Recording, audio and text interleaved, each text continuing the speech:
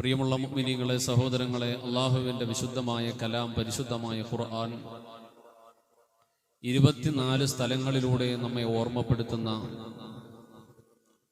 പുണ്യപ്രവാചകൻ 55 പ്രാവശ്യത്തോളം ശ്രദ്ധ ക്ഷണിച്ച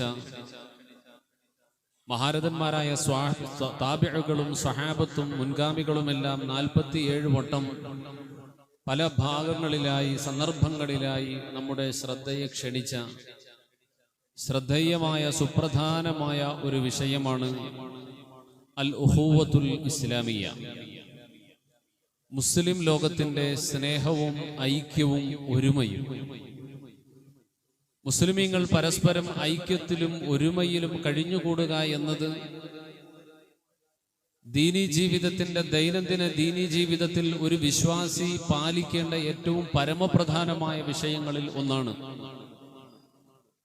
ഒരു വിശ്വാസിയുടെ ജീവിതത്തിന്റെ ജയപരാജയങ്ങൾ തീരുമാനിക്കുന്നതിൽ ഉഖൂവത്തുൽ ഇസ്ലാമിയയ്ക്ക്, ഇസ്ലാമിക സാഹോദര്യത്തിന്, ഐക്യത്തിന് വലിയ പങ്കുണ്ട്. നാം നമസ്കാരത്തിന് വേണ്ടി എത്തിയിരിക്കുന്ന ജമാഅത്താകുന്ന ഈ നിസ്കാരം ഒരു ദിവസത്തിൽ 5 പ്രാവശ്യം നമ്മുടെ നാടുകളിലുള്ള പള്ളികളിൽ തന്നെ നാം ഓരോരുത്തരും എത്തിയിട്ട് നിർവഹിക്കുന്ന നമസ്കാരം. ഈ നമസ്കരിക്കുന്ന നമസ്കാരത്തിന് പുണ്യപ്രവാചകൻ സ്വല്ലല്ലാഹു അലൈഹി വസല്ലമ തങ്ങളുടെ മദീന ത്വയ്യിബയിൽ അല്ലാഹുവിന്റെ റസൂല് നമസ്കാരത്തിന്റെ ഫളായിലുകൾ പഠിപ്പിക്കുകയാണ്. ലാ സ്വലാത്ത ലിജാരിൽ മസ്ജിദി ഇല്ലാ ഫിൽ മസ്ജിദി. പള്ളിയുടെ അയൽക്കാരനായ ഒരു വിശ്വാസിക്ക് പള്ളിയിലല്ലാതെ നിസ്കാരമില്ല. അല്ലാഹുവിന്റെ പ്രവാചകൻ ഈ ഹദീസ് പറയുമ്പോൾ ലാ സ്വലാത്ത ലിജാരിൽ മസ്ജിദി ഇല്ലാ ഫിൽ മസ്ജിദി, പള്ളിയുടെ അയൽക്കാരന് പള്ളിയിലല്ലാതെ നിസ്കാരമില്ല. സ്വഹാബത്ത് ചോദിച്ചു, മൻ ജാറുൽ മസ്ജിദി യാ റസൂലല്ലാഹ്, നബിയെ ആരാണ് ഈ പള്ളിയുടെ അയൽക്കാരൻ എന്നതുകൊണ്ട് അങ്ങ് ഉദ്ദേശിക്കുന്നത്? അവിടെ നിന്ന് പറഞ്ഞു, അല്ലദീ യസ്മഉൽ അദാൻ, ബാങ്ക് കേൾക്കുന്നവരാരാണോ അവരാണ് പള്ളിയുടെ അയൽക്കാരൻ. അവര് പള്ളിയുടെ പരിസരങ്ങളിൽ താമസിക്കുന്നവരാകട്ടെ, കുറച്ച് വിദൂരത്തിലാകട്ടെ, ബാങ്ക് കേൾക്കാമോ അവർ പള്ളിയുടെ അയൽക്കാരാണ്. അവർ പള്ളിയിലെത്തി തന്നെ നിസ്കരിച്ചിരിക്കണം. ഇത് കേട്ടപ്പോ 2 കണ്ണുകളുടെയും കാഴ്ച ചെറുപ്പത്തിലേ നഷ്ടപ്പെട്ടു പോയ ഒരാളുടെ സഹായം കൂടാതെ 2 ചുവട്ടടി മുന്നോട്ട് വെക്കാൻ പോലും ഏറെ പാടുപെടേണ്ടി വരുന്ന മഹാനായ സ്വഹാബി വര്യൻ അബ്ദുല്ലാഹി ഇബ്നു ഉമ്മു മഖ്തൂം റളിയല്ലാഹു തആല അൻഹു മഹാനവറുകൾ അവിടെ നിന്ന് ചോദിച്ചു, യാ റസൂലല്ലാഹ്, ഞാനും വരണമോ? എനിക്കും ഈ പറഞ്ഞത് ബാധകമാണോ? ഞാനും ഈ പറയപ്പെട്ടതുപോലെ പള്ളിയിലേക്ക് തന്നെ എത്തണമോ? അല്ലാഹുവിന്റെ റസൂല് ചോദിച്ചു, താങ്കൾക്ക് ഈ പള്ളിയിലെ ബാങ്കിന്റെ ശബ്ദം കേൾക്കാൻ കഴിയുമോ? പറഞ്ഞു, അതെ, എനിക്ക് ബാങ്ക് കേൾക്കാൻ കഴിയും. എന്നാൽ അങ്ങും ഈ പള്ളിയിൽ വരിക തന്നെ ചെയ്യണം. ഈ പള്ളിയിലേക്ക് വരിക തന്നെ ചെയ്യണം. എന്റെ പ്രിയമുള്ളവരെ, പരിശുദ്ധമായ പള്ളികളിൽ ഹയ്യ അലസ് സ്വലാഹ്, ഹയ്യ അലൽ ഫലാഹ്, നമസ്കാരത്തിലേക്ക് വരൂ, വിജയത്തിലേക്ക് വരൂ എന്ന് വിളിക്കുമ്പോ നമ്മളെല്ലാവരും ആ വിളി കേട്ടിട്ടാണ് ഈ പള്ളിയിലേക്ക് വന്നത്. അടുത്ത നിമിഷം നിർവഹിക്കപ്പെടുന്ന നമസ്കാരത്തിന് നമ്മൾ പങ്കുകൊള്ളുന്നത് മുമ്പിൽ നിൽക്കുന്ന ഇമാമിനെ തുടർന്ന് ഒരേപോലെ ഒരു ശബ്ദത്തിന്റെ, ഒരു ചലനത്തിന് അനുധാവനം ചെയ്തുകൊണ്ട് എങ്ങാനും ഒരാൾ മുൻകടന്നു പോയാൽ അവന്റെ ജമാഅത്ത് ബാത്തിലായി. ഇമാം റുക്കൂഇൽ പോകുന്നതിന് മുമ്പ് ഒരാൾ റുക്കൂഇൽ പോയാൽ, ഇമാം ഉയരുന്നതിന് മുമ്പ് അയാൾ ഉയർന്നു കഴിഞ്ഞാൽ, ഇമാം സുജൂദിൽ പോകുന്നതിന് മുമ്പ് പോയാൽ, കൂട്ടം തെറ്റുന്ന അവസ്ഥ കണ്ടാൽ അവന്റെ ജമാഅത്ത് നിഷ്ഫലമായി. നമസ്കാരത്തിന് നിൽക്കുമ്പോ ഇമാമ് പറയും, ഞങ്ങൾ പറയും, ഇസ്തവൂ സുഫൂഫക്കും റഹിമക്കുമുല്ലാഹ്, സവ്വൂ സുഫൂഫക്കും, സവ്വൂ സുഫൂഫക്കും, നിങ്ങൾ ഉപ്പൂറ്റിക്കാല് നോക്കി നിങ്ങളുടെ സഫുകൾ ശരിയാക്കി നിൽക്കണം. മടമ്പുകൾ അടുപ്പിച്ച് നിൽക്കണം. സഫുകൾക്കിടയിൽ ഗ്യാപ്പിടാൻ പാടില്ല. മുമ്പിൽ ഒരു സഫിൽ ഒരാൾക്ക് നിൽക്കാനുള്ള സ്ഥലം കണ്ടു കഴിഞ്ഞാൽ അവിടേക്ക് പോയി നിന്ന് ആ സഫ് പൂർത്തിയാക്കണം. അത് പൂർത്തിയാക്കാതെ അടുത്ത സഫ് നിങ്ങൾ തുടരരുത്. നിര നിന്ന് കഴിഞ്ഞാൽ ആ നിരയുടെ ഇടയിലൂടെ ഒരാളിന് കയറാവുന്ന സ്ഥലം ബാക്കി ഉണ്ടാകരുത്. പൂർണ്ണമായും സഫ് പൂർത്തിയാക്കി മാത്രം അടുത്ത സഫ് തുടങ്ങണം. ഇനി അടുത്തൊരാൾ വരുന്നു, അയാൾ നോക്കുമ്പോൾ സഫ് പൂർത്തിയായി, തനിക്ക് നിൽക്കാൻ പുറകിൽ മാത്രമേ സ്ഥലമുള്ളൂ. ഒരല്പനേരം വെയിറ്റ് ചെയ്യണം. തന്നോടൊപ്പം രണ്ടാമതൊരു സഫ് കെട്ടാൻ ആരെങ്കിലും വരുന്നുണ്ടോ? ഒരല്പനേരം വെയിറ്റ് ചെയ്യുന്നു, ആരെയും കിട്ടുന്നില്ല എന്ന് വന്നാൽ അദ്ദേഹത്തിന് വേണമെങ്കിൽ അദ്ദേഹത്തിന് മുമ്പിലുള്ള സഫിൽ നിന്നൊരാളെ പുറകിലോട്ട് വിളിച്ചിട്ട് തന്നോടൊപ്പം ചേർത്ത് നിർത്തിയിട്ട് നിസ്കാരം ആരംഭിക്കാം. ഒറ്റയ്ക്ക് പാടില്ല. ഒറ്റയ്ക്കായി പോകാൻ പാടില്ല. അള്ളാഹുവിന്റെ പ്രവാചകൻ നമസ്കാരങ്ങൾക്ക് വേണ്ടി നിൽക്കുമ്പോ, ജമാഅത്ത് നിസ്കാരത്തിന് വേണ്ടി വിളിക്കുമ്പോ പുറകിൽ നിൽക്കുന്നവരുടെ സഫ് ശരിയായിട്ടുണ്ടോ, അവർ ചേർന്ന് നിൽക്കുന്നുണ്ടോ, അവരുടെ കാലുകൾ തന്നെ നേരാമണ്ണം നിരനിരയായി തന്നെ നിൽക്കുന്നുണ്ടോ, ഇത് പ്രത്യേകം ഇമാം ശ്രദ്ധിച്ചിട്ടാണ് നിസ്കാരം തുടങ്ങുക. ഈ നിസ്കാരത്തിന് ഹബീബായ പ്രവാചകൻ പറഞ്ഞു 27 ഇരട്ടി പ്രതിഫലമുണ്ട് ജമാഅത്ത് നിസ്കാരത്തിന്. ആ നിസ്കാരത്തിന്റെ 77 ഇരട്ടി പ്രതിഫലവും നമുക്ക് പൂർണ്ണമായി കിട്ടണമെന്ന് ആഗ്രഹിച്ചുകൊണ്ടാണ് നമ്മൾ പള്ളികളിലേക്ക് വരിക. എന്നാൽ എൻ്റെ പ്രിയമുള്ളവരെ, നമ്മൾ വന്ന് നിസ്കരിച്ച് ഈ പള്ളിയിലെത്തി, അല്ലെങ്കിൽ ഏതെങ്കിലും ഒരു പള്ളിയിലെത്തി ജമാഅത്തോടെ നമ്മൾ നമസ്കരിച്ച് പിരിഞ്ഞു പോയാൽ ഈ പറയപ്പെട്ട 27 ഇരട്ടി പ്രതിഫലവും നമുക്ക് കിട്ടുമോ? പഠിക്കേണ്ടിയിരിക്കുന്നു. നേരത്തെ പള്ളിയിലെത്തി, വുളൂ ചെയ്ത് പള്ളിയിലെത്തി, സുന്നത്ത് നമസ്കരിച്ചിരിക്കുന്നു, ഇമാക്കാമത്ത് കൊടുത്തു, നാം ജമാഅത്തിനോടൊപ്പം കൂടി നിസ്കാരം കഴിഞ്ഞു, ദുആ ചെയ്ത് സന്തോഷത്തോടെ പിരിഞ്ഞുപോയി, 27 ഇരട്ടി പ്രതിഫലവും പൂർണ്ണമായി കിട്ടുമോ? ഞാൻ പറയൂല്ല. മിൻ സമറാത്തി സ്വലാത്തിൽ ജമാഅ, പരിശുദ്ധ ഇസ്ലാം പഠിപ്പിക്കുന്ന ഏതൊരു കർമ്മത്തിനും, ഏതൊരു അമലിനും, ഇബാദത്തിനും അതിന് മതപരമായൊരു വീക്ഷണത്തിന്റെ പുറം ഒരു സാമൂഹിക കാഴ്ചപ്പാടുണ്ട്. ആ കർമ്മം കൊണ്ട് സമൂഹത്തിനും ആ വ്യക്തിക്കും ഒക്കെ ലഭിക്കുന്ന പ്രതിഫലങ്ങളുണ്ട്. ആ ഇബാദത്ത് കൊണ്ട് സമൂഹത്തിൽ അള്ളാഹു ലക്ഷ്യമാക്കുന്ന കുറെ ഫവായിദുകൾ, പ്രയോജനങ്ങളുണ്ട്. ആ പ്രയോജനത്തിന് സാധ്യമാകുന്ന രൂപത്തിലൂടെ ആ ഇബാദത്ത് പൂർത്തിയാകുമ്പോഴാ ആ ഇബാദത്തിന് വാഗ്ദാനം ചെയ്തിട്ടുള്ള പ്രതിഫലവും പൂർണ്ണമായി കിട്ടുക. മഹാരഥന്മാരായ ഉലമാക്കൾ മിൻ സമറാത്തി സ്വലാത്തിൽ ജമാഅ, ജമാഅത്ത് നിസ്കാരത്തിന്റെ ഫലങ്ങൾ, ജമാഅത്ത് നിസ്കാരം കൊണ്ടുള്ള ലക്ഷ്യങ്ങൾ, ജമാഅത്ത് നിസ്കാരം ഒരു സ്ഥലത്ത് നടപ്പിലാക്കപ്പെടണമെന്ന് പറഞ്ഞതിന്റെ പ്രതിഫലനങ്ങൾ, അതിന്റെ ആവശ്യകത, അതിന്റെ പ്രാധാന്യത്തിനെ കുറിച്ച് പഠിപ്പിക്കുമ്പോൾ പറയുന്നത് കാണാം. വളരെ പ്രധാനപ്പെട്ട ഒരുപാട് ലക്ഷ്യങ്ങൾ ജമാഅത്ത് നിസ്കാരത്തിലൂടെയുണ്ട്. മഹാനായ അബ്ദുല്ലാഹി ഇബ്നു ഉമ്മു മഖ്തൂം റളിയല്ലാഹു തആല അൻഹു ചോദിച്ചു, നബിയേ, ഞാനും അവിടേക്ക് വരണമോ? അല്ലാഹുവിന്റെ റസൂൽ പറഞ്ഞു, വരണം. വീട്ടിൽ നിന്നൊരു കയറ് പള്ളിയുടെ തൂണിലേക്ക് പിടിച്ചു കെട്ടി ആ കയറിൽ പിടിച്ചുകൊണ്ട് താങ്കളും ഈ പള്ളിയിലേക്ക് എത്തണം. നമ്മളൊന്ന് ആലോചിക്കേണ്ട വലിയൊരു പാഠം ഇവിടെയുണ്ട്. മഹാനായ അബ്ദുല്ലാഹി ഇബ്നു ഉമ്മു മഖ്തൂം എന്ന സ്വഹാബി വര്യൻ അള്ളാഹുവിന്റെ പ്രവാചകന്റെ പിന്നിൽ കലിമത്തു ഷഹാദ വിശ്വസിച്ച് പുണ്യപ്രവാചകൻ പഠിപ്പിക്കുന്ന ദീനനുസരിച്ച് ജീവിക്കുവാൻ പരമാവധി ശ്രമിച്ച് ദീനിന്റെ പ്രബോധകനായി നാട്ടിൽ പ്രവർത്തിക്കുന്ന മഹാവര്യനാണ് മഹാനായ അബ്ദുല്ലാഹി ഇബ്നു ഉമ്മു മഖ്തൂം. അദ്ദേഹത്തിന് ഇമാമത്ത് നിൽക്കാൻ അറിയാം, നമസ്കരിക്കാൻ അറിയാം, നല്ല കാര്യമാണ് ഓതാൻ അറിയാം. അദ്ദേഹത്തിന്റെ പിന്നിൽ ഒരാളെ കൂടെ ചേർത്ത് നിർത്തിക്കൊണ്ട് മഅ്മൂമായി നിൽക്കുവാൻ വീട്ടിൽ ഭാര്യയുണ്ട്, മക്കളുണ്ട്, കുടുംബക്കാരുണ്ട്. അദ്ദേഹത്തിന് ഒരു എക്സ്ക്യൂസ് കൊടുക്കാൻ പാടില്ലായിരുന്നു.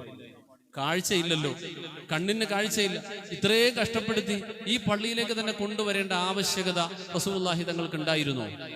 നബി സല്ലല്ലാഹു അലൈഹി വസല്ലമ തങ്ങൾ അബ്ദുല്ലാഹി ഇബ്നു ഉമ്മു മഖ്തൂമാണ് ചോദിക്കുന്നതെന്നറിയാം, കണ്ണിന് കാഴ്ചയില്ല എന്നറിയാം, നടക്കാൻ പ്രയാസമാണെന്നറിയാം. ഇതൊക്കെ ഉള്ളപ്പോഴും അവിടെ നിന്ന് ചോദിച്ച ഒറ്റ ചോദ്യം, ബാങ്ക് കേൾക്കാമോ? കേൾക്കാം. എങ്കിൽ വന്നേ പറ്റൂ. എങ്ങനെ വരണം? നമ്മളൊക്കെ പ്രതീക്ഷിക്കുന്നതിന് ഒരുപാട് അപ്പുറമുള്ള മറുപടിയായിരുന്നു അഷ്റഫുൽ ഖൽഖ് തങ്ങൾ പറഞ്ഞത്. ഒരു കയറ് കെട്ടിയിട്ട് ആ കയറ് പിടിച്ച് നീ പള്ളിയിലേക്ക് വരണം. എന്റെ പ്രിയമുള്ളവരെ, എന്റെ ചോദ്യം, മുമ്പിലും പുറകിലുമായി നിന്ന് നാം നമസ്കരിച്ച് പൂർത്തിയാക്കി എഴുന്നേറ്റ് പോകുന്ന, നാം നിർവഹിച്ചു പോകുന്ന ഇതുപോലത്തെ ഒരു നിസ്കാരമായിരുന്നു അവിടെയും റസൂലുള്ളാഹി ഉദ്ദേശിച്ചതെങ്കിൽ ഉമ്മു മഖ്തൂമിന് മുമ്പിലും പുറകിലും നിസ്കരിക്കാൻ ആളില്ലായിരുന്നു. ഇമാം മുമ്പിൽ നിൽക്കുന്നു, പുറകിൽ നമ്മൾ നിൽക്കുന്നു, ഇങ്ങനെ നിസ്കരിച്ച് പിരിയുന്ന ഒരു നിസ്കാരമാണ് റസൂൽ ഉദ്ദേശിച്ചതെങ്കിൽ ഉമ്മു മഖ്തൂം നല്ല കാര്യമാണ്, നന്നായി ഓതാനറിയാം, ഇമാമത്ത് നിൽക്കാൻ അറിയാം, മഅ്മൂം നിൽക്കാൻ വീട്ടിൽ ആളുമുണ്ട്. ഉമ്മു മഖ്തൂമിനോട് ആയിക്കോട്ടെ, കാഴ്ചക്ക് പ്രശ്നമുള്ളതല്ലേ, വീട്ടിൽ നിസ്കരിച്ചോ എന്ന് പ്രവാചകന് പറയാമായിരുന്നു. പക്ഷെ അങ്ങനെ പറഞ്ഞോ? പറഞ്ഞില്ല. വരണമെന്ന് തന്നെ പറഞ്ഞു. എന്തായിരിക്കും റസൂൽ ഇതുകൊണ്ട് ഉദ്ദേശിച്ചത്? എന്തായിരിക്കും പ്രവാചകൻ അതുകൊണ്ട് ലക്ഷ്യമാക്കിയത്? പുണ്യ റസൂൽ സ്വല്ലല്ലാഹു അലൈഹി വസല്ലമ തങ്ങൾ അവിടെ ഉദ്ദേശിച്ചതിനെ കുറിച്ച് ആ ഹദീസിനെ പഠനം ചെയ്ത ഉലമാക്കൾ പറയുന്നു, ഇന്ന് അബ്ദുല്ലാഹി ഇബ്നു ഉമ്മു മഖ്തൂം ആരോഗ്യവാനാണ്. കണ്ണിന്റെ കാഴ്ചയുടെ പ്രശ്നമേ ഉള്ളൂ, വേറെ പ്രശ്നങ്ങളൊന്നുമില്ല. ജീവിത കാര്യങ്ങളൊക്കെ നടന്നു പോകുന്നുണ്ട്. അദ്ദേഹത്തിന്റെ കുടുംബ ജീവിതവും വ്യക്തി ജീവിതവും ഉപജീവനവും ഒക്കെ ഏതൊക്കെയോ മാർഗത്തിലൂടെ നടന്നു പോകുന്നുണ്ട്. 5 നേരവും ഈ പള്ളിയിലേക്ക് എത്തി നമസ്കരിച്ച് എല്ലാവരും പരസ്പരം കണ്ടു പിരിഞ്ഞ് സുഖദുഃഖങ്ങളെല്ലാം പങ്കുവെച്ച് പിരിഞ്ഞു പോകുന്ന ഒരു അവസ്ഥാന്തരീക്ഷം നിലനിൽക്കുന്ന ഈ നാട്ടിൽ ഒരു ദിവസം ഉമ്മു മഖ്തൂമിനെ കണ്ടിട്ടില്ല. അബ്ദുല്ലാഹി ഇബ്നു ഉമ്മു മഖ്തൂമിനെ കാണാതെ പോയാൽ പരസ്പരം ചോദിക്കും, അന്വേഷിക്കും, എവിടെ പോയി? ഐന ഉമ്മു മഖ്തൂം, ഉമ്മു മഖ്തൂമിന് എന്ത് സംഭവിച്ചു? ആ അന്വേഷണം വീട്ടിലേക്കെത്തും. അപ്പോഴായിരിക്കും അറിയുക ആ വീടിന്റെ അവസ്ഥ പരിതാപകരമാ, വിഷമത്തിലാ. പരിഹരിക്കപ്പെടണം. അവിടെ സംഘടിക്കുന്നു. ആ വീടിന്റെ ആവശ്യം, ആ വ്യക്തിയുടെ ആവശ്യം എന്താണോ നിർവഹിച്ചു കൊടുക്കപ്പെടുന്നു. ഇതിനുള്ള സാഹചര്യം ഒരുങ്ങിയത് ഉമ്മു മഖ്തൂം എന്ന സ്വഹാബി വീട്ടിൽ തന്നെ ഒറ്റയ്ക്ക് നമസ്കരിച്ചു കഴിഞ്ഞാൽ നാട്ടുകാരറിയില്ല. ഉമ്മു മഖ്തൂമിനെയും അദ്ദേഹത്തിന്റെ വീടിന്റെ അവസ്ഥയും നാട്ടുകാരും അറിയില്ല. അള്ളാഹുവിന്റെ പ്രവാചകൻ നമസ്കാരം കഴിഞ്ഞ് സലാമീട്ടി കഴിഞ്ഞാൽ ഔറാദുകൾക്ക് വേണ്ടി, ദിക്റുകൾക്ക് വേണ്ടി ഇരിക്കുമ്പോ വലതുഭാഗത്തേക്ക് തിരിഞ്ഞിരുന്നിട്ടുണ്ട് ഇമാമുമാരിക്കാറുള്ളത് പോലെ. അത് റസൂൽ ഇന്ന് കാണിച്ചതാ. വലതു ഭാഗത്തോട്ട്, ചില സമയത്ത് ഇടത്തോട്ടും തിരിഞ്ഞിട്ടുണ്ട്. നേരെ മുൻഭാഗത്തോട്ട് മഅ്മൂമിങ്ങൾക്ക് അഭിമുഖമായിട്ട് റസൂലുള്ളാഹി സ്വല്ലല്ലാഹു അലൈഹി വസല്ലമ തങ്ങൾ ഇരുന്നിട്ടുണ്ട്. ഹബീബായ റസൂലുള്ളാഹി സ്വല്ലല്ലാഹു അലൈഹി വസല്ലമ തങ്ങൾ അങ്ങനെ നേരെ തിരിഞ്ഞ് അഭിമുഖമായി ഇരുന്നു കൊണ്ട് ദിക്റുകളും ഔറാദുകളുമായി ഇരിക്കുമ്പോഴും റസൂലുള്ളാഹി നോക്കുന്നത്, അന്വേഷിക്കുന്നത്, കഴിഞ്ഞ സമയവും കലിമ ചൊല്ലിയ ആരാണ് ഇനി ഇവിടെ എത്താൻ ബാക്കിയുള്ളത്? ആരെയെങ്കിലും കാണാതായിട്ടുണ്ടെങ്കിൽ അന്വേഷണം തുടങ്ങുകയാണ്. ഇന്നയാളെ കണ്ടിട്ടില്ലല്ലോ, ഇന്നലെ ളുഹറിന് കലിമ ചൊല്ലിയ, കഴിഞ്ഞ ദിവസം നമ്മിലേക്ക് വന്നുകൂടിയ ആ മനുഷ്യനെ കണ്ടില്ലല്ലോ, എവിടെയാണ് അദ്ദേഹം? ഒരിക്കൽ അങ്ങനെ അന്വേഷിക്കുമ്പോൾ സ്വഹാബത്ത് പറഞ്ഞു, അറിയില്ല, ഞങ്ങൾക്ക് എവിടെയാണെന്ന് അറിയില്ല നബിയെ. അങ്ങനെ പറയാൻ പാടുണ്ടോ? നമ്മൾ അറിയില്ല എന്നതാണോ ആൻസർ? ആർക്കാണ് അറിയുക? വീണ്ടും അന്വേഷിക്കുമ്പോൾ ഒരാൾ പറഞ്ഞു, എനിക്കൊരു സാധ്യത തെളിയുന്നു, ഇന്ന ഭാഗത്താണെന്ന് തോന്നുന്നു, എന്നാൽ നമുക്ക് പോയി അന്വേഷിക്കാം. കൂടെ പോവുകയാണ്. ആ യാത്ര ചെന്നെത്തി ആ വീട്ടിലേക്ക് എത്തുമ്പോൾ ചോദിച്ചു, എന്തേ മഗ്‌രിബിനെ കാണുന്നില്ലല്ലോ പള്ളിയിൽ? കണ്ണീരോടെ പറഞ്ഞു, യാ റസൂലല്ലാഹ്, 5 നേരത്തിലെ 4 വഖ്തും അങ്ങയുടെ പള്ളിയിലേക്ക് ഞാൻ വരുന്നുണ്ട്, നമസ്കരിക്കാൻ വരുന്നുണ്ട്. മഗ്‌രിബിന്റെ നമസ്കാരം അങ്ങ് പഠിപ്പിച്ചതുപോലെ വളരെ തുച്ഛമായൊരു സമയം മാത്രമാണ് അതിനുള്ളത്. ഞാൻ ഇവിടെ നിന്ന് പാടുപെട്ടങ്ങ് പള്ളിയിൽ വന്ന് ജമാഅത്ത് നിസ്കാരം കഴിഞ്ഞിട്ട് തിരിച്ചെന്റെ വീട്ടിലേക്ക് എത്തിയാൽ ആ നമസ്കാരം കഴിഞ്ഞ് ഞാൻ വീട്ടിലേക്ക് എത്തുമ്പോ എന്റെ മാതാവിന്റെ നിസ്കാരം ഖളാ ആയി പോകും നബിയെ. കാരണം ഈ വീട്ടിൽ വൃത്തിയോടെ നമസ്കാരത്തിനൊടുക്കാൻ കഴിയുന്ന ഒരേ ഒരു കുപ്പായം മാത്രമാണുള്ളത്. സാധാരണ നിസ്കാരത്തിന് വരുമ്പോൾ ഞാനത് ധരിച്ചു കൊണ്ടുവന്ന് നിസ്കരിക്കും. എന്നിട്ടും മടങ്ങി വന്ന് അത് അഴിച്ചിട്ട് എന്റെ മാതാവിന് കൊടുത്ത് എന്നിട്ടാണ് മാതാവ് അത് ഉപയോഗിച്ച് നിസ്കരിക്കുക. മഗ്‌രിബിനത് സാധ്യമല്ലല്ലോ. അതുകൊണ്ടാണ്, ആ കാര്യത്തിന്റെ പേരിലാണ് മഗ്‌രിബിന് വരാത്തത്. പരിശുദ്ധ റസൂലിന്റെ കണ്ണുകൾ നിറഞ്ഞുപോയി. അവിടെന്ന് പറഞ്ഞു, ഇവർക്ക് ഈ കുടുംബത്തിനൊരു നിസ്കാരത്തിന്റെ കുപ്പായമാർ ഒരുക്കി കൊടുക്കുമോ? അവൻ എന്നോടൊപ്പം നാളെ സ്വർഗത്തിലുണ്ടാകും. മഹാനായ ഉസ്മാൻ ഇബ്നു അഫ്ഫാൻ റളിയല്ലാഹു തആല അൻഹു പറഞ്ഞു, നബിയെ, ഞാൻ വാങ്ങിക്കൊടുക്കാം. എന്റെ പ്രിയമുള്ളവരെ, ഞാൻ പറഞ്ഞു വരുന്നത് പരിശുദ്ധ ദീനുൽ ഇസ്ലാം അൽ ഉഖുവത്തുൽ ഇസ്ലാമിയ്യ, ഇസ്ലാമിക സമൂഹത്തിന്റെ സാഹോദര്യം, ഐക്യം, ഒരുമയെ കുറിച്ച് പഠിപ്പിച്ചത് ഇത്ര പ്രാധാന്യത്തോടുകൂടി പഠിപ്പിച്ചിട്ടുണ്ടെങ്കിൽ അതിനു വേണ്ടിയാ, അത് നിലനിർത്തുന്നതിന് വേണ്ടിയാ സ്വലാത്തുൽ ജമാഅ പോലും നിർവഹിക്കുവാൻ പഠിപ്പിച്ചത്. ഇല്ലാതെ മുമ്പിലും പുറകിലും നിന്ന് നിസ്കരിച്ച് നല്ല ഓതലൊക്കെ കേട്ടിട്ട് അങ്ങോട്ട് എഴുന്നേറ്റ് പോകലല്ല. ഭൂരിപക്ഷം ആളുകൾ മനസ്സിലാക്കിയിരിക്കുന്നത് ഒന്ന് മുമ്പിലും പുറകിലും നിസ്കരിച്ചിട്ട് പോയാൽ 27 ഇരട്ടി കൂലി ഉണ്ടെന്നാണ്. ഒരു 27 ഇരട്ടി ഉണ്ടാവൂല. വീട്ടിൽ നിസ്കരിച്ചാലും 27 ഇരട്ടി കൂലി കിട്ടുമെന്നാണ്. ഇല്ല, 27 ഇരട്ടി കൂലി നാട്ടിലും വീട്ടിലും ഒന്നും ഉണ്ടാവൂല. അത് പള്ളിയിൽ അതിനുവേണ്ടി ഔദ്യോഗികമായി സ്ഥാപിതമായി നാട്ടുകാരെ മുഴുവനും അറിയിച്ചിട്ടുള്ള, ഒരു നാട്ടിലുള്ള വിശ്വാസി സമൂഹത്തിന് മുഴുവനും അറിയുന്ന ഒരു പൊതുവായ മുസല്ല എവിടെയാണോ അവിടെ എത്തിയിട്ട് ഒരുമിച്ച് നിസ്കരിക്കുന്ന നിസ്കാരത്തിനാണ് 27 ഇരട്ടി കൂലിയുള്ളത്. ഒരു ദിവസം 5 പ്രാവശ്യം അതുപോലും പഠിപ്പിക്കുമ്പോ നിങ്ങൾക്ക് എത്ര പേർക്ക് അത് അറിയുമെന്ന് എനിക്കറിയില്ല. ഏതായിരുന്നാലും ഇസ്ലാമിന്റെ കർമ്മശാസ്ത്രം പഠിപ്പിക്കുന്ന ഒരു പാഠമുണ്ട്. പള്ളികളിൽ 2 ഭാഗമായിട്ട് പള്ളികൾ പണിയാറുണ്ട്. ഒന്ന് അകംപള്ളി, ഒന്ന് പുറംപള്ളി. പള്ളികളിൽ ഔദ്യോഗികമായ ഒരു നിസ്കാരത്തിന്റെ സമയം കൊടുത്തിട്ടുണ്ട്. നമ്മുടെ പള്ളിയിൽ അസറിന്റെ നിസ്കാരം കൊടുത്തേക്കുന്ന ഒരു സമയം, ഇനി അസറിന്റെ നിസ്കാരം 4:45-നാണ്. ആ 4:45 അസറിന്റെ നിസ്കാരത്തിന്റെ സമയം ഈ പള്ളിയിൽ ഔദ്യോഗികമായി തീരുമാനിച്ചിട്ടുണ്ട്. ഒരു 3 പേര് യാത്രക്കിടയിൽ വന്നു. അവർക്ക് വേഗം യാത്ര പുറപ്പെടാനുണ്ട്. അവർക്ക് ജമാഅത്തായിട്ട് നിസ്കരിക്കണം എന്ന് തോന്നിയാൽ പ്രയാസമാണ്. അവർക്ക് നമസ്കരിക്കാം. ജനങ്ങൾ 3-മതൊരാൾ 4-മതൊരാൾ പള്ളിയിൽ നിന്ന് പുറത്തുനിന്ന് അകത്തോട്ട് കയറി വന്നാൽ ഒരു ജമാഅത്ത് ഔദ്യോഗിക ജമാഅത്താണോ ഇവിടെ നടക്കുന്നത് എന്ന് കൺഫ്യൂഷൻ ഉണ്ടാകാത്ത രൂപത്തിൽ ആളുകളുടെ കാഴ്ചയിൽപ്പെടാതെ മാറി നിന്നുകൊണ്ട് പുറകിൽ പിന്നൊരാൾ വന്ന് തുടരാനുള്ള സ്പേസ് ഇല്ലാത്ത രൂപത്തിൽ വേണമെങ്കിൽ അവർക്ക് നിസ്കരിച്ചു പോകാം. അതല്ലാതെ ഔദ്യോഗികമായ ജമാഅത്തിന്റെ സമയം ബാക്കിയാകുമ്പോൾ പുറത്തുനിന്ന് 2 പേര് വന്ന് ഔദ്യോഗിക ജമാഅത്ത് നടക്കേണ്ട സ്ഥാനത്ത് മറ്റൊരു ജമാഅത്ത് നടത്തിയാൽ അത് അവരെ ശിക്ഷിക്കപ്പെടണമെന്നാണ്. ഇനി ഒരു ജമാഅത്ത് നടന്നുകൊണ്ടിരിക്കുകയാണ്. പള്ളിയിൽ ഔദ്യോഗികമായി ജമാഅത്ത് നടന്നുകൊണ്ടിരിക്കുമ്പോൾ അതേ പള്ളിയിൽ ഒരു ഭാഗത്ത് മാറി മറ്റൊരു ജമാഅത്ത്, അത് രണ്ടാമത്തെ നിലയിലാകട്ടെ മറ്റൊരു ജമാഅത്ത്. ആ ജമാഅത്ത് എന്താണ് നടക്കുന്നത് എന്ന് പൊതുജനങ്ങൾക്ക് ബോധ്യമല്ല.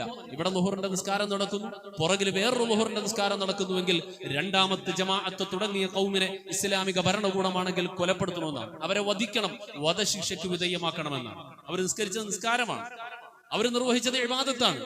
പരിശുദ്ധ ദീനുൽ ഇസ്ലാം ഉഖുവത്തിന്, ഐക്യത്തിന്, ഒരുമയ്ക്ക് നൽകിയിട്ടുള്ള പ്രാധാന്യം അതാണ്. അത്രമാത്രം പ്രാധാന്യത്തോടു കൂടിയാണ് പരിശുദ്ധ ദീനുൽ ഇസ്ലാം ഇത്തിഹാദിനെ, തലാമുനെ, ഒരുമയെ പരിശുദ്ധ ഇസ്ലാം പഠിപ്പിക്കുന്നത്.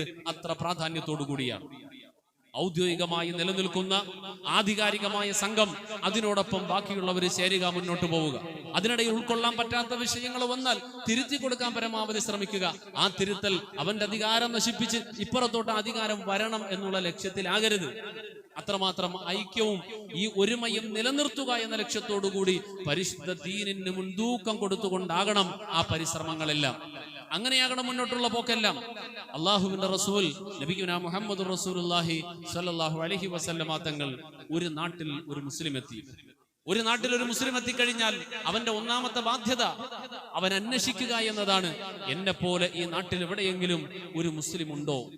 വേറെ ഏതെങ്കിലും ഒരു മുസ്ലിം ഈ പരിസരത്ത് എവിടെയെങ്കിലും ഉണ്ടോ? അവന്റെ ബാധ്യതയാണ്. ഞാനൊരു നാട്ടിലെത്തിയാൽ എന്റെ ബാധ്യതയാണ് ഞാൻ അന്വേഷിക്കണം.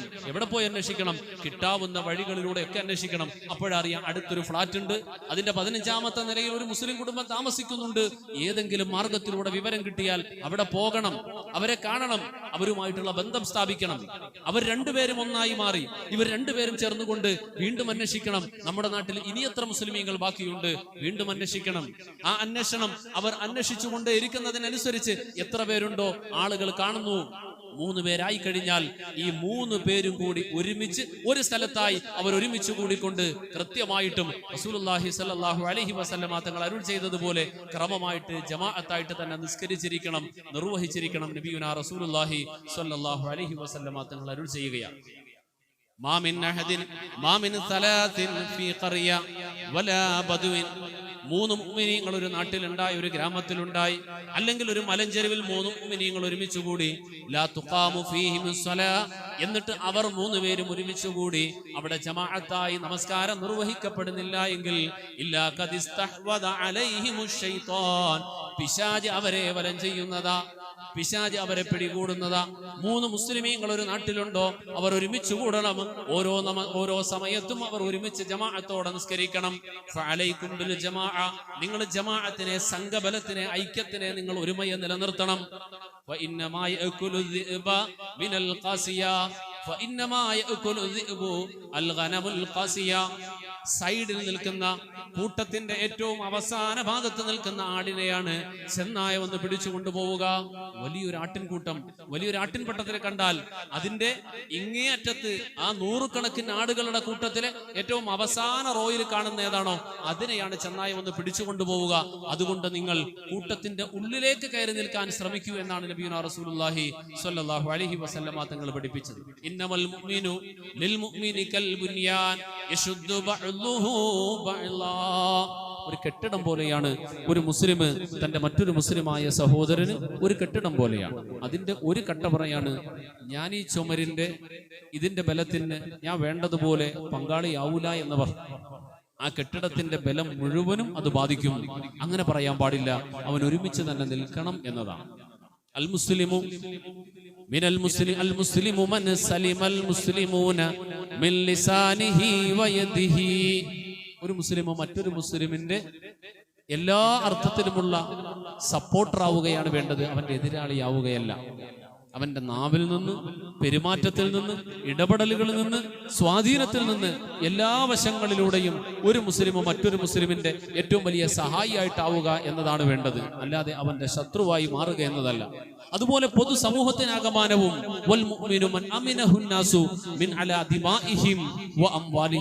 ഒരു മുസ്ലിം പൊതു സമൂഹത്തിനാകമാനം അവരുടെ സാമ്പത്തിക മേഖലയിലും അവരുടെ ശരീരം, അവരുടെ രക്തം, അഭിമാനം, ഇതിനെല്ലാം സുരക്ഷിതത്വം നൽകുന്ന ആളായിരിക്കണം ഒരു മുസ്ലിം. അവൻ സമൂഹത്തിനൊരിക്കലും ഭീതിയല്ല, നാടിനൊരിക്കലും ഭീതിയല്ല. അവൻ എല്ലാവർക്കും അവൻ നിർഭയനായി എല്ലാവർക്കും ഒരു സഹായിയായി മാറുക എന്നതാണ്. രണ്ടുപേര് തമ്മിൽ, രണ്ട് മുസ്ലിമീങ്ങൾ തമ്മിൽ, അല്ലെങ്കിൽ രണ്ട് മുസ്ലിമീങ്ങളുടെ രണ്ട് സംഘങ്ങൾ, രണ്ട് ജമാഅത്തുകൾ, രണ്ട് കൂട്ടങ്ങൾ തമ്മിൽ ഭിന്നത കണ്ടു. ആ ഭിന്നത കണ്ടു, അതിന്റെ ഒരു മെസ്സേജ് നമ്മൾ കാണുകയാണ്, അല്ലെങ്കിൽ ഒരു വാർത്ത നമ്മൾ കാണുകയാണ്. ഇന്ന സംഘടനയിൽ പിളർപ്പ് അല്ലെങ്കിൽ ഭിന്നിപ്പ്. നിങ്ങൾ ശ്രദ്ധിച്ചിട്ടുണ്ടോ എന്നറിയില്ല. ആ വാർത്ത ഏറ്റവും കൂടുതൽ ഹൈലൈറ്റ് ചെയ്ത് കൊടുക്കുന്നത് ആ സംഘത്തിന്റെ ഏറ്റവും വലിയ ശത്രുക്കളായിരിക്കും. അവരെ സംബന്ധിച്ചിടത്തോളം അങ്ങനെ കാത്തിരിക്കുകയാണ്. അവർക്കിടയിൽ ഒരു പൊട്ടിത്തെറി, ഒരു പിളർപ്പ് കാണാൻ വേണ്ടി കാത്തിരുന്നപ്പോ ഈ കിട്ടിയതിനെടുത്തിട്ടങ്ങ് അലക്കുകയാണ്. ഇതിനപ്പോ തന്നെ സന്തോഷത്തോടെ എടുത്തിട്ടങ്ങ് വ്യാപകമായിട്ട് ഷെയർ ചെയ്യുകയാണ്.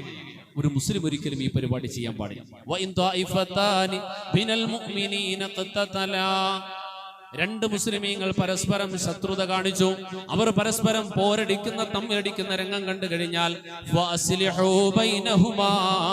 അവർ രണ്ടുപേർക്കും ഇടയിൽ രഞ്ജിപ്പുണ്ടാക്കാനാണ് നിങ്ങൾ ശ്രമിക്കേണ്ടത്. അവർക്കിടയിലുള്ള ഭിന്നതയ്ക്ക് മൂർച്ച കൂട്ടലല്ല. അവർക്കിടയിലുള്ള പ്രശ്നം എന്താണോ തന്നെ കൊണ്ട് കഴിയുന്നത് പോലെ ആ ഭിന്നതയ്ക്ക് മൂർച്ച കൂട്ടാൻ അവർക്കിടയിൽ രഞ്ജിപ്പുണ്ടാക്കി ഒരുമയിലേക്ക് കൊണ്ടുവരാൻ ശ്രമിക്കണം.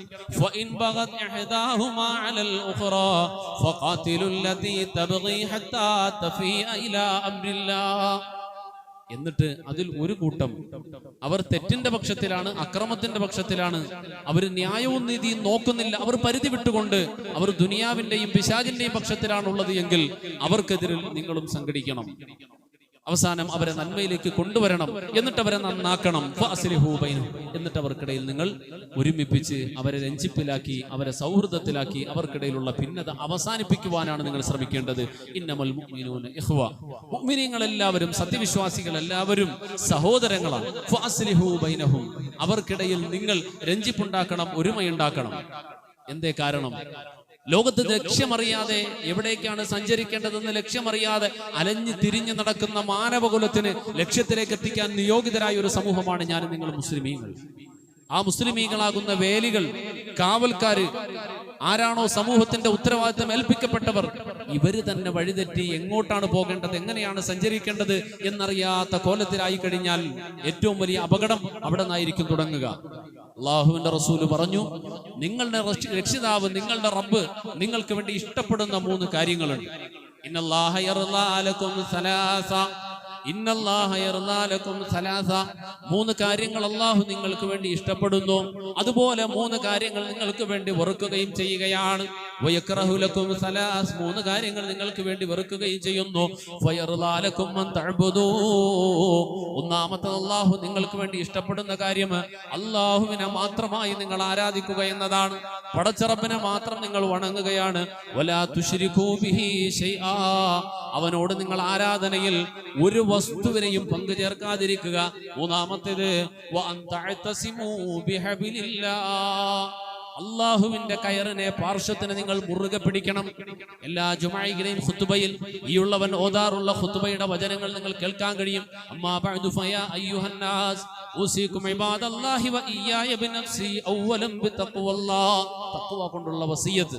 അത് കഴിഞ്ഞാൽ ഇത്തഖുല്ലാഹ ഹഖ തുഖാതി, അള്ളാഹുവിനെ അനുസരിക്കേണ്ടതുപോലെ, ഭയപ്പെടേണ്ടതുപോലെ, വണങ്ങേണ്ടതുപോലെ നിങ്ങൾ വണങ്ങണം. വലാ തമൂതുന്ന ഇല്ലാ വഅന്തും മുസ്ലിമൂൻ, മുസ്ലിമീങ്ങളായിട്ടല്ലാതെ നിങ്ങൾ ആരും മരണപ്പെടാൻ പാടില്ല. സയ്യിദുനാ യഅഖൂബ് നബി അലൈഹിസ്സലാത്തു വസ്സലാം തന്റെ മക്കളെ വിളിച്ചിട്ട് മരണാസന്നനായ റൂഹ് പിരിയാൻ വേണ്ടി അസ്റായീൽ വന്ന് മുമ്പിൽ നിൽക്കുമ്പോൾ, താൻ മരണപ്പെട്ട് കഴിഞ്ഞാൽ തന്റെ മക്കൾ വഴികേടിലേക്ക് പോകുമോ എന്നുള്ള ആശങ്ക വരുമ്പോൾ അവരെ അടുത്ത് വിളിച്ചുകൊണ്ട് പറഞ്ഞു, വലാ തമൂതുന്ന ഇല്ലാ വഅന്തും മുസ്ലിമൂൻ, മുസ്ലിമായിട്ടല്ലാതെ നിങ്ങൾ മരിക്കരുത്, അക്കാര്യം നിങ്ങൾ സൂക്ഷിക്കണേ എന്ന് പറഞ്ഞു. പരിശുദ്ധ ഖുർആൻ ആ സന്ദർഭത്തെ കുറിച്ച് പറഞ്ഞിട്ട് പറയുന്നു, വഅതസിമൂ ബിഹബിലില്ലാഹി ജമീഅ വലാ തഫറഖൂ, അല്ലാഹുവിന്റെ കയറിനെ നിങ്ങൾ ഒരുമിച്ച് മുറുകെ പിടിക്കണം. വലാ തഫറഖൂ, നിങ്ങൾ ഭിന്നിച്ചു പോകരുത്.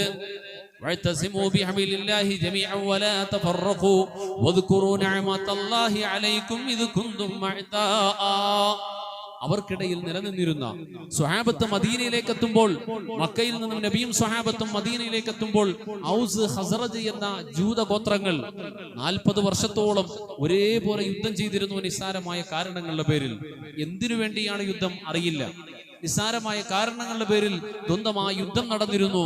ആ യുദ്ധം നടന്ന് പരസ്പരം പോരടിച്ചു കഴിഞ്ഞിരുന്ന അവർക്കിടയിൽ ഫഅല്ലഫ ബൈന ഖുലൂബികും വദ്കുറൂ നിഅമതല്ലാഹി അലൈക്കും, നിങ്ങൾക്ക് അള്ളാഹു ചെയ്തു തന്ന ആ നന്മയെ, ആ പുണ്യത്തിനെ, ആ സൗഭാഗ്യത്തിനെ നിങ്ങളൊന്ന് ഓർമ്മിച്ചു നോക്കിയേ. നിങ്ങൾ പരസ്പരം ശത്രുക്കളായിരുന്നു. ഫഅല്ലഫ ബൈന ഖുലൂബിക്കും, നിങ്ങളുടെ മനസ്സുകൾക്കിടയിൽ അള്ളാഹു രഞ്ജിപ്പെട്ടു തന്നു, ഒരുമയിട്ട് തന്നു. അതുകൊണ്ട് തന്നെ നിങ്ങൾ എല്ലായ്പ്പോഴും ആ ഒരുമയെ കാത്തു സൂക്ഷിക്കണം എന്ന് പരിശുദ്ധ ഖുർആൻ പഠിപ്പിക്കുകയാണ്. ഭിന്നതയും പിണക്കങ്ങളും അഭിപ്രായ വ്യത്യാസങ്ങളും ഇത് ലോകത്ത് മനുഷ്യനുണ്ടായ കാലം മുതൽ ഇന്നേ വരെയുണ്ട്, ഖിയാമത്ത് വരെ ഉണ്ടാവുകയും ചെയ്യും. അതിലൊരു മാറ്റവും ഇല്ല. ഇതുവരെയുണ്ട്, ഇനി ഖിയാമത്ത് വരെ ഉണ്ടാവുകയും ചെയ്യും. അത് എക്കാലവും അങ്ങനെ തന്നെ നിലനിൽക്കുകയും ചെയ്യും. അതിലൊരു മാറ്റവും ഉണ്ടാകാൻ പോകുന്നില്ല.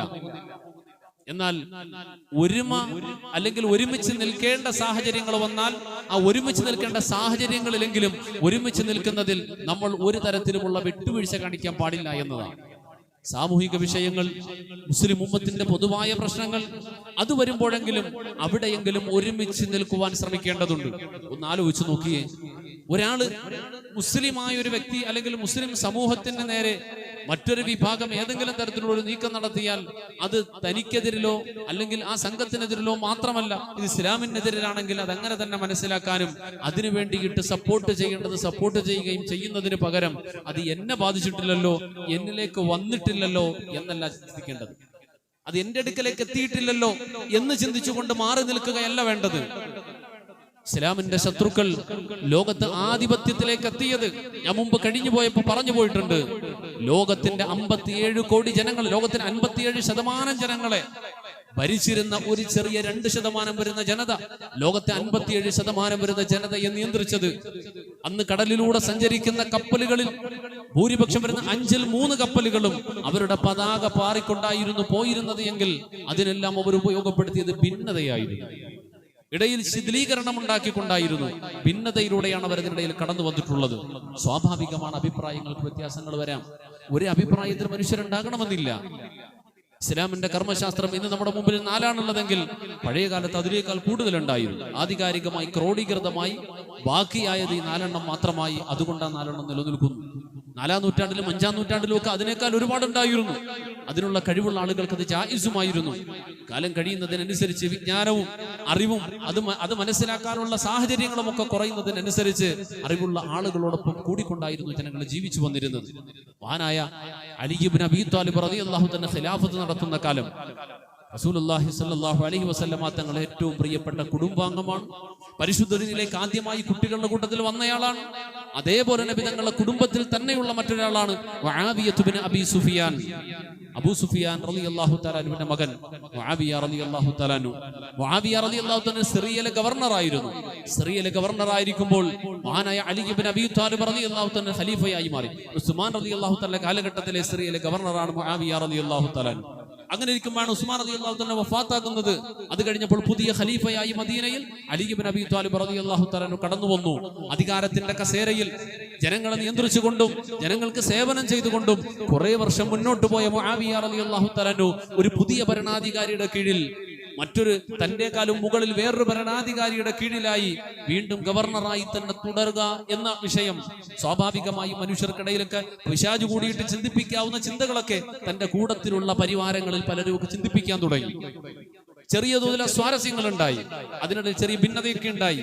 ആ ഭിന്നതയുടെ എല്ലാം പിന്നിൽ പണിയെടുത്ത യഹൂദികൾ, ജൂതന്മാർ അതിനിടയിൽ ശക്തമായ ഒരു ഭിന്നത സൃഷ്ടിക്കാൻ അവർ ശ്രമിച്ചു. കാരണം സമയാസമയങ്ങളിൽ ഇവിടെ ചിന്തിച്ചതെന്ത്, ആലോചിച്ചതെന്ത്, പറഞ്ഞതെന്ത് അത് അതേപോലെ അവിടെ പറഞ്ഞു കൊടുക്കാൻ അന്ന് അത്യന്താധുനിക സംവിധാനങ്ങളൊന്നുമില്ല. അതിനുള്ള സംവിധാനങ്ങളൊന്നുമില്ല. വളരെ വിദൂരത്തിലാണ് അവരുള്ളത്. അത്രയും വിദൂരത്തിൽ നിൽക്കുന്ന സിറിയയിലാണ് ഒരാളങ്ങ് മദീനയിലാണുള്ളത്. 2 ലോകങ്ങളിലായി കഴിയുന്ന ഈ 2 പേർ, ഇവർക്കിടയിലുള്ള ഭിന്നതയെ എങ്ങനെയാണ് ഇവർക്കിടയിൽ ഈ ഭിന്നതയെ മൂർച്ഛിച്ചെടുക്കാൻ കഴിയുക എന്നതിനെ കുറിച്ചായിരുന്നു അവർ ആലോചിച്ചത്. അവരിങ്ങനെ അന്വേഷിച്ചു കൊണ്ടിരിക്കുമ്പോൾ റോമയുടെ ഭരണാധികാരിയായ ഹെർക്കലിന് വിവരമെത്തി. മുആവിയത്ത് ഇബ്നു അബീ സുഫിയാൻ എന്ന സിറിയയുടെ ഗവർണറും ഇസ്ലാമിന്റെ ഖലീഫയായ അലി ഇബ്നു അബീ ത്വാലിബും തമ്മിൽ ചെറിയൊരു അസ്വാരസ്യം നടക്കുകയാണ്. ഉടൻ തന്നെ ഹെർക്കൽ കത്തയച്ചു. മുആവിയ റളിയല്ലാഹു തആല കത്തയച്ചു, ലഖദ് അലിംതു, ഞാൻ നിങ്ങൾക്കിടയിലുള്ള ഭിന്നതയെ അറിഞ്ഞിരിക്കുന്നു. അതുകൊണ്ട് തന്നെ നിങ്ങൾക്ക് സഹായത്തിനായി നിങ്ങൾ ആവശ്യപ്പെടുന്ന പക്ഷം ഒരു വലിയ സൈന്യത്തിനെ നിങ്ങൾക്ക് വേണ്ടി അയച്ചു തരാം. അടുത്ത നിമിഷം അലി ഇബ്നു അബീ ത്വാലിബിനെ ചങ്ങലക്കിട്ടുകൊണ്ട് ബന്ധിച്ചുകൊണ്ട് നിങ്ങളുടെ മുമ്പിലേക്ക് കൊണ്ടുവരുന്ന കാഴ്ച കാണാം. ഞാൻ സഹായിക്കാം. മുആവിയ റളിയല്ലാഹു തആല അൻഹു ഈ കത്തങ്ങോട്ട് കയ്യിൽ കിട്ടേണ്ട താമസം മുആവിയത്ത് ബിൻ അബീ സുഫിയാൻ റളിയല്ലാഹു തആല അൻഹു നേരെ ആ സമയത്ത് തന്നെ മറുപടി അയച്ചു, അമ്മാ ബഅദ് ഫഅന വഅലിയുൻ അഖവാൻ, ഞാനും അലിയും സഹോദരങ്ങളാണ്, ഞാനും അലിയും സഹോദരങ്ങളാണ്. കുല്ലും മിന്നാ യറ അന്നൽ ഹഖ്ഖു ലഹു, രണ്ടുപേരുടെയും ധാരണ, രണ്ടുപേരും വിശ്വസിക്കുന്നത് ഈ സമയത്തുള്ള അധികാരത്തിന്റെ അവകാശി താനാണ് എന്നാണ് രണ്ടുപേരും വാദിക്കുന്നത്. എന്നാൽ വമഹുമാ യകും മിൻ അംരിൻ ഫമാ അൻത ബിഅഖറബി ഇലയ്യ മിൻ അലിയിൻ, ഈ ഞങ്ങൾ രണ്ടുപേർക്കിടയിലുള്ള ഭിന്നത നിലനിൽക്കുമ്പോൾ നിനക്കെന്ത് കാര്യമാണ് ഇവിടെ? ഞങ്ങൾ രണ്ടുപേർക്കിടയിൽ ഭിന്നത നിന്നോട്ടെ, ഇതിനിടയിൽ നിനക്കെന്ത് കാര്യം? ഏതായിരുന്നാലും നീ ഞങ്ങളുടെ സഹോദരനല്ല. ഞാനും അലിയും സഹോദരങ്ങളാണ്, ഞങ്ങൾക്കിടയിൽ ഭരണപരമായ പ്രശ്നങ്ങളുണ്ട്. ആ പ്രശ്നങ്ങൾക്കിടയിൽ മൂന്നാമനായി കടന്നു വന്ന് ഈ വാഗ്ദാനം ചെയ്യുവാൻ നീ ആരാണ്? നിന്നെ ഞാൻ പരിഗണിക്കുന്നില്ല. എന്നിട്ട് പറഞ്ഞു, നിന്റെ നാശവും നിന്റെ കുതന്ത്രവും നിന്റെ പാരപണിയുന്ന പരിപാടിയും അവസാനിപ്പിച്ചോളണം. ഇല്ലാത്ത പക്ഷം നീ അത് അവസാനിപ്പിക്കുന്നില്ല എങ്കിൽ അടുത്ത നിമിഷം നീ ശ്രമിച്ചു, നീ മനസ്സിലാക്കിക്കൊള്ളുക, ഒരു ശക്തമായ സൈന്യവുമായി ഞാൻ നിനക്ക് നേരെ വരാൻ പോവുകയാണ്. അതിന്റെ നേതാവ് ആരായിരിക്കുമെന്നറിയോ? അലി ഇബ്നു അബീ ത്വാലിബ് ആയിരിക്കും. നീ സഹായിക്കാം, അലിക്കെതിരിൽ എന്നെ സഹായിക്കാമെന്ന് പറയില്ലേ, ആ അലിയായിരിക്കും അതിന്റെ നേതാവ്. നിനക്കെതിരിൽ ഞാൻ വരികയാണ്, അതുകൊണ്ട് നീ നിന്റെ നാശവും കൊണ്ട് തിരിച്ചു പോക്കോ, ഞങ്ങൾക്കിടയിലുള്ള പ്രശ്നം തീർക്കാൻ ഞങ്ങൾക്കറിയാമെന്ന് പറഞ്ഞുകൊണ്ട് ധീരതയോടെ ശത്രുവിന്റെ വാഗ്ദാനത്തിന്റെ മുമ്പിൽ പോലും ശത്രുവിനെ തിരിച്ചറിഞ്ഞ് മുന്നോട്ട് പോകാൻ കഴിഞ്ഞിരുന്ന ഇസ്ലാമിക ഉമ്മത്തിന്റെ ഖിലാഫത്തിന്റെയും നേതൃത്വവും നിലനിന്നിരുന്ന കാലത്തായിരുന്നു ലോകത്തിന്റെ നാനാഭാഗങ്ങളിൽ ഇസ്ലാമിക ഖിലാഫത്തും ഇസ്ലാമിക ഉമ്മത്തിന്റെ ശക്തിയും ലോകം തിരിച്ചറിഞ്ഞതെങ്കിൽ നമ്മുടെ രാജ്യവും സമൂഹവും ഒക്കെ ഇന്ന് അങ്ങോട്ടും ഇങ്ങോട്ടും നെട്ടോട്ടം ഓടിക്കൊണ്ടിരിക്കുന്നെങ്കിൽ ഈ അവസ്ഥ വീണ്ടും ഇതിനേക്കാൾ സങ്കീർണതയിലേക്ക് പോവുകയാണ്. ഇവിടെ വേണ്ടത് അങ്ങോട്ടും ഇങ്ങോട്ടും പരിഭവം പറയലും കുറ്റപ്പെടുത്തലുമല്ല, നാം ഒരുമയിലേക്ക് മടങ്ങൽ തന്നെയാണ്. വിട്ടുവീഴ്ച ചെയ്തു കൊടുക്കാൻ കഴിയാത്തൊരു കാര്യവും നമുക്കിടയില്ല. കഴിഞ്ഞ ഞാൻ പറഞ്ഞു, നമുക്ക് പൊരുത്തപ്പെട്ടു കൊടുക്കാൻ കഴിയാത്തതായി ഇത്ര വലിയ ശത്രുതയിലേക്ക് പോകേണ്ട ഒരു കാര്യവും നമുക്കിടയിൽ ഇല്ല എങ്കിൽ വിടേണ്ടതെല്ലാം വിട്ടുകൊണ്ട് അടിസ്ഥാനപരമായ വിഷയങ്ങളിൽ ഒരുമിച്ചുകൊണ്ട് ഒരുമയോടെ നിലനിന്ന് മുന്നോട്ട് പോയാൽ അത് മറ്റുള്ളവർക്ക് മാതൃകയായി ഇന്നല്ലെങ്കിൽ നാളെ താമസിയാതെ ഈ ഉമ്മത്തിനൊരു മടക്കമുണ്ടാകും, ശക്തമായൊരു മുന്നേറ്റമുണ്ടാകും. കാരുണ്യവാനായ അല്ലാഹു റബ്ബുൽ ആലമീൻ അതിനുള്ള തൗഫീഖ് നൽകി അനുഗ്രഹിക്കുമാറാകട്ടെ.